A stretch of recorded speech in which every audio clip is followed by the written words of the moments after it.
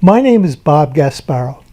I'm an estate planning and elder law attorney with an office in Haverford, Pennsylvania. As a result of drafting Pennsylvania wills for decades, I've learned what does and what does not work. This short course will give you enough information to draft a valid Pennsylvania will. It won't be as good as if it was drafted by a licensed attorney, but it will work. So now, let's get on the Pennsylvania wills. In this course, we're going to cover the mental state that you need to make a will. We're going to go over the mechanics of drafting the will, and then the mechanics of signing the will. And I'm also going to present some examples. First, do you have the correct mental state or mental competency to make a will that can survive a will contest? The competency to make a will in Pennsylvania is different from the legal competency in a civil or a criminal matter. In Pennsylvania, you're competent to make a will if you're over age 18 and of sound mind.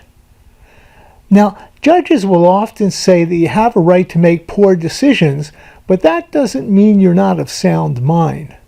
In fact, according to Pennsylvania cases, all you need for sound mind is three things. First, you have to know those persons who are the natural objects of your bounty. Second, you have to know the property that makes up your estate. And third, you have to know what you want to do with your estate after you die. So a failure of memory does not necessarily constitute unsound mind.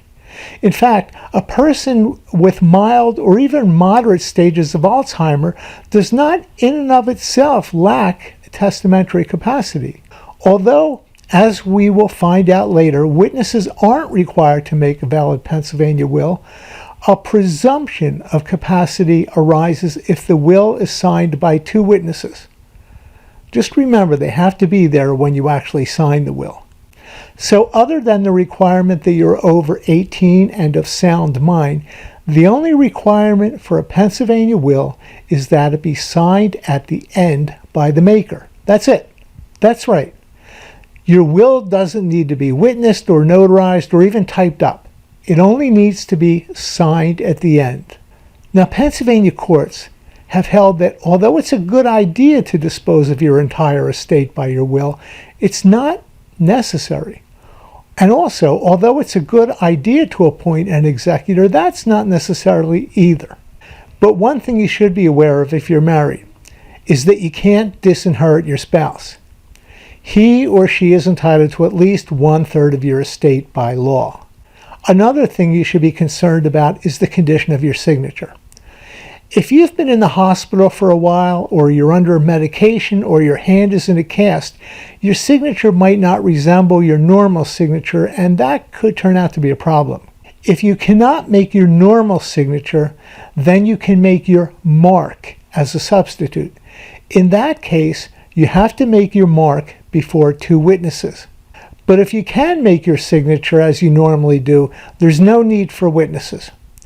It might not look exactly like any other signature that you make, but a good handwriting expert will be able to verify, and it would survive a will contest.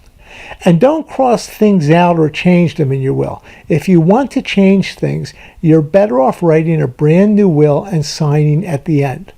And of course, you're going to want to put the date on each will that you make up so that we know which one is the most recent. So now, let's do it. I suggest that you place today's date on your will and state that you intend it to be your last will and testament. Next, you can appoint an executor to handle your estate when you die. It's not required, but it might save some time and expense. It's up to you. Next, if you own anything that you want to go to a particular person, then say so. There's no limit to how many paragraphs or pages you can use for this, so don't be shy. Finally, decide what happens with what's left in your estate after you give away those prior things we just mentioned and after the expenses of a probate are paid. Divide it up by percentages if you want. So you could give 100% to your spouse, or you could give 50% to your spouse and 50% to your brother. Or You could divide it 25% each among your 4 children or your 4 closest friends. And finally, sign your will at the end. There, that's it. You have a valid will now. And as I said in the beginning, this will is not as good as one drafted by a lawyer, but it's legal and you can do it in just a few minutes, so do it now. There is much more to drafting a will than is presented here. For example, the Pennsylvania inheritance tax. There are also choices that make probate easy or difficult. There are also some common mistakes you may want to avoid, as well as some innovative solutions you might want to copy.